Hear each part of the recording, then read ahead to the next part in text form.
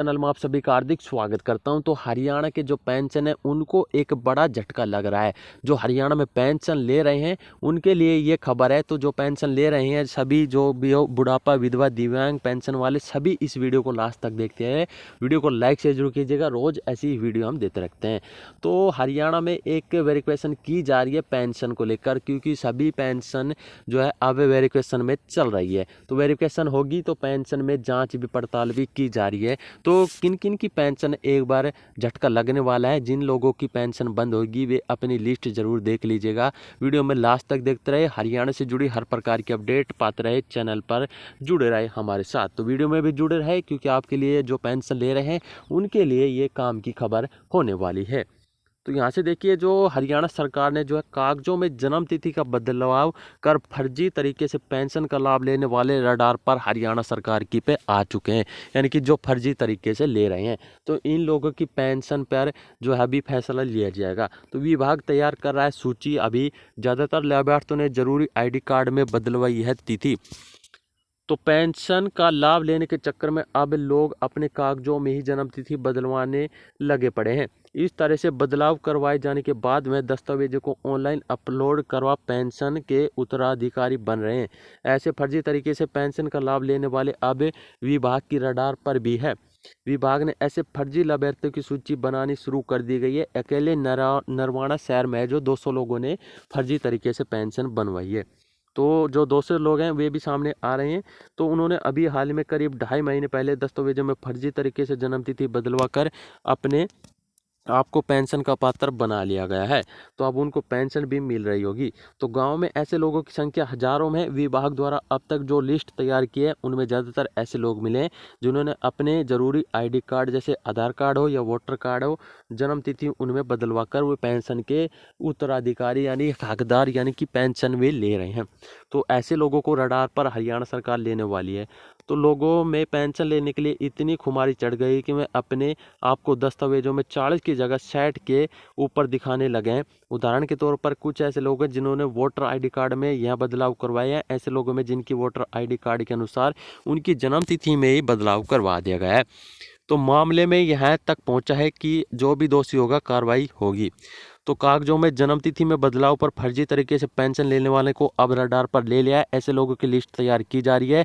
शहर में भी ऐसे हैं जो वोटर ID कार्ड में जन्म तिथि बदलवाकर पेंशन के हकदार बने हैं। अब इस मामले में तह तक पहुंचा जाएगा। जो भी दोषी होगा उनको खिलाफ अमल में लाई जाएगी।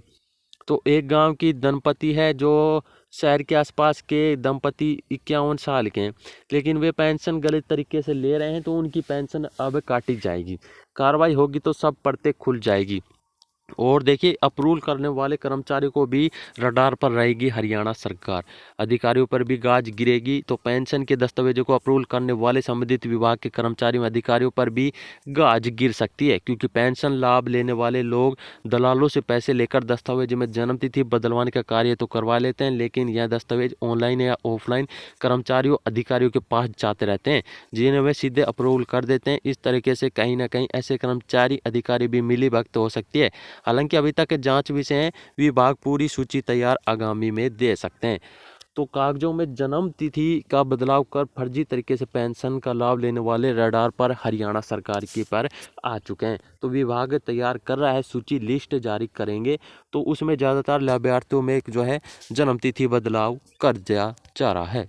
और देखिए, हरियाणा सरकार के द्वारा एक और बड़ा झटका दिया जा रहा है। जो पेंशनर है, जो पेंशनरों को झटका मिल रहा है, अब एडवांस के बदले रिकवरी के आदेश दिए गए हैं। तो हरियाणा सरकार ने हजारों जो पेंशनरों है को बड़ा झटका दिया है। सरकार ने 10 साल पहले रिटायर हुए कर्मियों के पेंशन फंड से लिए गए एडवांस की रिकवरी के आदेश जारी कर दिए गए हैं। इसकी शुरुआत भी 6 महीने पहले जून 2024 के से की जाएगी। तो यह वसूली किस्तों में होगी। ऐसे में इन पेंशनर को अब जनवरी 2025 से कम पेंशन मिलने वाली है, यानी कि आधी भी हो सकती है। तो वे अपने हिसाब से कर देंगे। तो हरियाणा के अतिरिक्त मुख्य सचिव, प्रिंसिपल आउटसोर्सिंग जनरल, राज्य सरकार के ट्रेजरी एवं लेखा विभाग के महानिदेशक को पत्र लिखा है। आदेशों के अनुसार पेंशन वितरित करने वाले बैंकों को पेंशन के कम्यूटेज वैल्यू की वसूली तुरंत फिर से शुरू करने के लिए कहा गया है, जिसे पहले हाईकोर्ट के आदेश के बाद रोका गया था। जब कर्मी सेवानिवृत्त होते तो ईपीएफ का पैसा वो पैसा निकाल सकते हैं। ज़रूरत के हिसाब से पेंशन फंड का कुछ भी हिस्सा निकाल सकते हैं, जिसे कम्यूटेज वैल्यू कहा जाता है। अगर कोई कर्मी अधिकारी रकम निकलवाता है तो रिकवरी के लिए सरकार उसकी पेंशन में कटौती कर सकती है। तो अब हरियाणा सरकार की जो पेंशनरों को भी बड़ा झटका दे रहे हैं, एडवांस के बदले रिकवरी के आदेश दिए जा रहे हैं। अब एडवांस में जो लिए गए थे उनके से अब रिकवरी करवाएगी हरियाणा सरकार। और देखिएगा हरियाणा सरकार की क्या बड़ी है, हरियाणा सरकार की तरफ से बुढ़ापा पेंशन ले रहे लोगों को एक बड़ा तोहफा दिया जा रहा है। आज इसे में हम आपको बताएंगे विस्तार पर कि हरियाणा सरकार की तरफ से बुढ़ापा पेंशन को लेकर परिवार पहचान पत्र में क्या अपडेट करवाना है। तो हरियाणा में विधवा व बुढ़ापा पेंशन को लेकर एडवाइजरी जारी किया, फटाफट अपडेट करवाई फैमिली आईडी। तो हरियाणा में विधवा व बुढ़ापा पेंशन को लेकर आमजन के लिए जरूरी खबर सामने निकल कर आ रही है। इसके लिए परिवार पहचान पत्र पीएपी में कुछ जानकारी अपडेट करवानी अनिवार्य है। अगर इन पेंशनों के पात्र अपनी फैमिली आईडी में ये जानकारी अपडेट नहीं करवाएंगे तो उनको दिक्कत हो सकती है। तो उनकी विधवा पेंशन या बुढ़ापा विकलांग पेंशन समय पर शुरू नहीं हो पाएगी। तो ये हरियाणा सरकार ने जो है एडवाइजरी जारी कर दी गई है। तो आप अपनी एडवाइजरी स्टेटस चेक करवा कर हरियाणा बुढ़ापा विधवा दिव्यांग जो भी हैं तो फैमिली आईडी में अपडेट जरूर करवा लीजिएगा। तो आपको विधवा पेंशन के लिए ज़रूरी डॉक्यूमेंट भी बता दिए गए हैं कि ये डॉक्यूमेंट लगने वाले हैं। तो विधवा पेंशन बनवाने के लिए सबसे पहले मृत्यु होने वाले व्यक्ति का नाम फैमिली आईडी से कटवाना है। यह नाम कटवाने के लिए उनका मृत्यु प्रमाण पत्र होना अनिवार्य है, यानी कि डेथ सर्टिफिकेट। तो क्योंकि ओरिजिनल मृत्यु प्रमाण पत्र फैमिली आईडी पोर्टल पर अपलोड किया जाएगा। मृतक का नाम फैमिली आईडी से कटने के बाद मृतक की पत्नी को फैमिली आईडी में अपना मैरिटल स्टेटस बदलवाना होगा, यानी कि उसको विवाहित की जगह विधवा अपडेट करवाना होगा।